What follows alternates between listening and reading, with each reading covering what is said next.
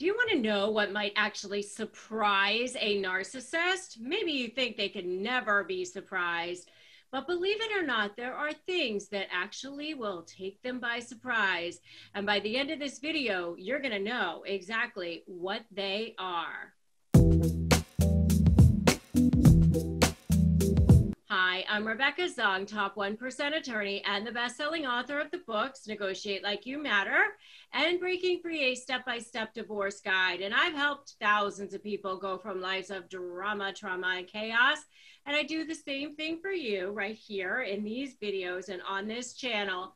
So before we go any further, make sure you hit that subscribe button, hit that notification bell, and that way you'll get notified when I go live or I upload brand new content, all kinds of things that I do right here on this channel just for you to help you escape that relationship with that narcissist. Now, what kinds of things will actually surprise a narcissist? Well, to understand what will surprise a narcissist, it's really important that you understand what makes a narcissist tick to begin with.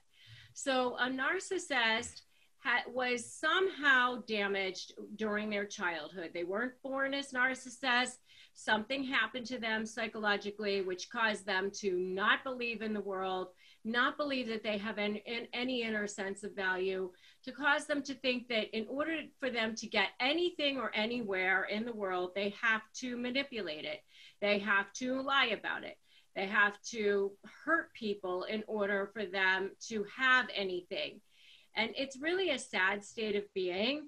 And those of us who are empaths are all like, oh, you know, we can help this person. We can save this person. We can make this person better. We as empaths just think that we can love the whole world back to health. Unfortunately, narcissists can't be rehabilitated. So there's nothing that we can do to actually teach them how to love, to teach them how to have compassion, to teach them how to feel for others or care about others in any meaningful way. They just have decided that they need to view the world through a lens of, you know, how can I get what I want? It's sort of like the ultimate in scarcity mentality, you know? I mean, I don't know if you know much about scarcity mentality versus abundance mentality, but they certainly do not live in abundance mentality. They live in a very scarcity mentality type of world. Like, if I don't, you know, get everything that I possibly can from every single person that I meet and from every situation that I can, then somehow I'm not going to get. The world is not a good place. The world is a terrible place. Nobody can be trusted. So therefore, I have to hurt before I get hurt. I have to get before somebody else gets. And they just kind of live in that space all the time. It's really, really pretty sad. But you can't fix them. The only thing you can do is, you know, create boundaries and try to go no contact if you possibly can. So they live in that mentality. They have no inner sense of value. They feel like the world is a bad place. So they're constantly manipulating. They're constantly lying. They're really pathological liars.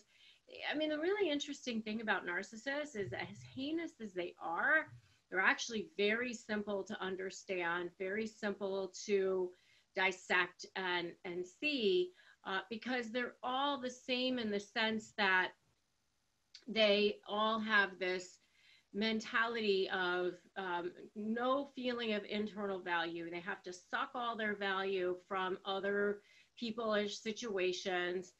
And we call that narcissistic supply. That's their food. That's their lifeblood. That's their oxygen.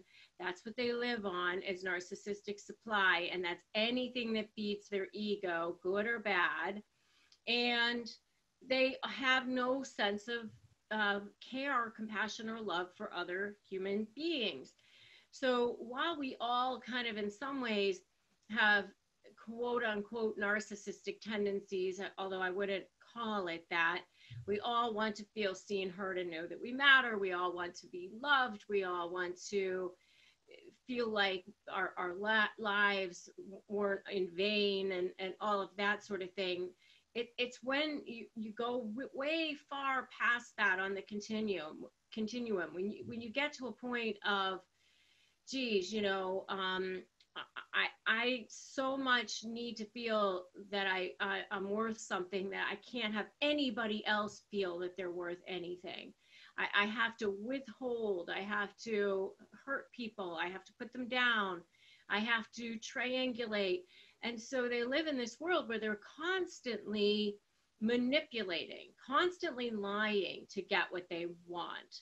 So that's kind of the mentality that you're dealing with when it comes to narcissists to begin with. So have I described the narcissist that you're dealing with so far? If yes, give me a yes in the comments. So what surprises a narcissist? Number one is kindness. A narcissist is surprised when someone is genuinely kind or generous. They think, what's behind this? They're totally questioning your motives. They think you have to have some ulterior motive. This person must want something from me, because that's how they are. They would never do anything nice for somebody unless they're hoping to get some sort of narcissistic supply out of it, like they're getting credit for it, they're being seen doing it, the whole being a benefactor anonymously. You'd never see a narcissist doing that. So if you're just genuinely a kind, decent person, then that can actually surprise them. But I would be very careful about showing your kindness and generosity toward that narcissist, because that, of course, becomes a form of narcissistic supply to that narcissist. And now they're going to want more and more and more of that from you. But it really does shock them when people are just kind and generous without wanting anything in return. So that's number one. Number two is standing up to them. Narcissists are so used to intimidating, a lot of them, especially the malignant ones, the grandiose ones. The coverts tend to try to be a little bit more under the radar. They try to hide their narcissism, and they can actually be pretty good at hiding their narcissism to pretty much everyone in the world except for their select targets. But for those narcissists that are super malignant and really intimidating, they get really surprised when people stand back up to them. And that's what I try to teach you in my SLAY program, Slayer Negotiation with a Narcissist. And that's what I try to teach you right here in these videos, in videos such as how to get leverage against a narcissist, which you can check out. I'll make sure to drop a link below, but you're going to want to make sure that when you go to do that, you aren't putting yourself in any sort of harm or danger. So obviously standing up to a narcissist in court will be a really good thing for you to do, because that really shifts the dynamic. It shifts the way that you interact with that narcissist, and the narcissist will be really, really surprised, because they're going to expect you to be intimidated, expect you to be scared. But obviously, if you are in an abusive situation, especially a physically abusive situation, be really careful about how you stand up to that narcissist. But in any other setting, if you stand up to them either directly by saying, hey, I'm calling you out on this, or in a court setting where you say, I'm filing that pleading, or I'm filing that motion for contempt, or motion to enforce, or whatever you need to do to shift that dynamic. And sometimes if you've been a victim of a narcissist for a really long time, putting that coat on of being stronger and being more powerful can feel really, really uncomfortable and really scary.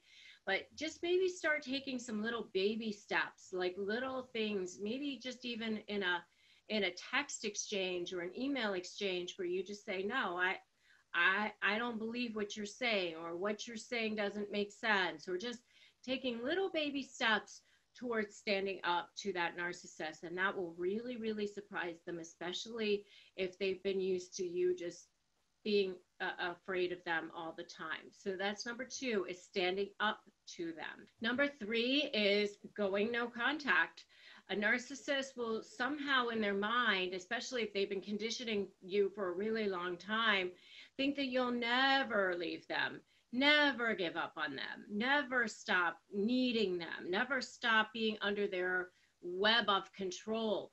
And so if you stop talking to them, stop interacting with them, start creating boundaries, go no contact, they'll actually be really, really surprised. And that's when you'll, potentially trigger their narcissistic injury, and you'll see that narcissistic rage come out. And if you want to know more about narcissistic injury, check out my video on narcissistic injury.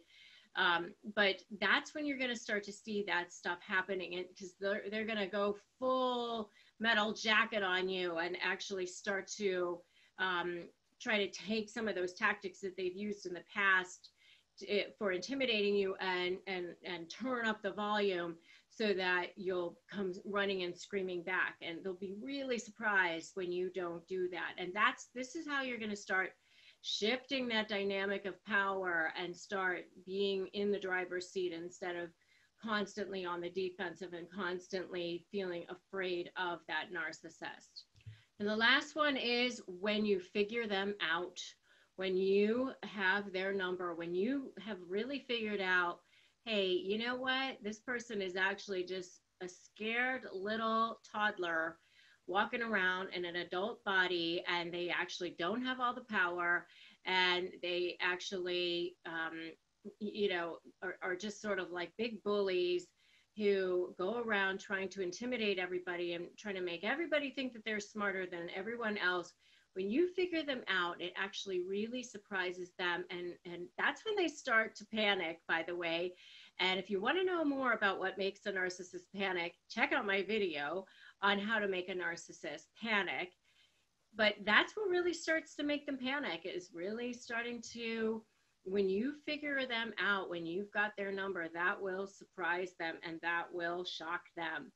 So if you are getting ready to negotiate with a narcissist, make sure to grab my free Crush My Negotiation Prep worksheet. Don't walk into a negotiation without it.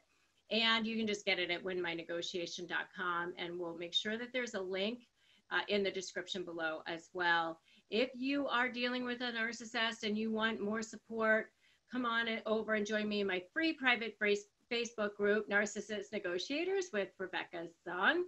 And we will drop a link to that below as well. And if you like this video, you know what to do. Give it a like. And if it's going to be helpful for others that you know in your world, make sure you share it. And drop me a comment. Just say yes, or I'm here, or I'm ready to turn the tables. Let me know that you were here. And make sure you subscribe. Hit that notification bell so that you'll get notified when I upload all this brand new content that I'm creating for you on a daily basis now. So I am so happy that you stopped by my channel. I'm Rebecca Zung. Remember, today's a great day to start negotiating your best life. I'll see you in the next video.